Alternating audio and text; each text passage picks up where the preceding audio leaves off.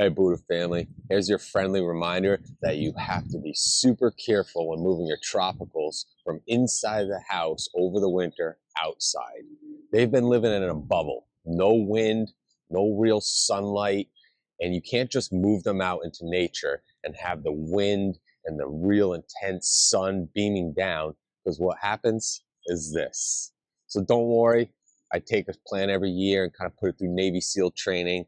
And this year, this hibiscus was up. But they'll rebound. I'll show you this thing in a few weeks, month. It'll look great. Let me bring it in and show you. So here we have one of my tropical hibiscus topiaries, and you can see all these burnt leaves. These are all the old existing leaves that looked all green in the house. But when you move them out, they get cooked with the sun. They get burnt with the wind, cold or warm. Still needs time to toughen up and harden its leaves. But don't worry, because look at this. Look at all these new shoots coming along this stem. These rebound very nicely. So what do? When we move them outside, we need to move them into a protected area from the sun and the wind, near the home, in a corner of the yard. And you want to do that for a few days to a week so that the plant can kind of harden off its leaves and build up a tolerance to being outdoors again. This is my beautiful lantana topiary. Most of you would probably throw this thing in the trash. I'm telling you, all these new shoots, you won't even recognize this plant in a month. Now let me show you some ones that I did harden off.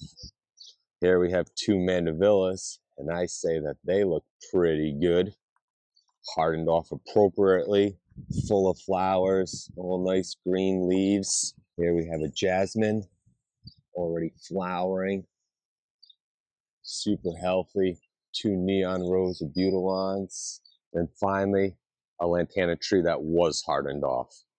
Pretty big difference from that last one you just saw. And this is why it's so important to harden off those tropical plants, those house plants that have been inside all winter.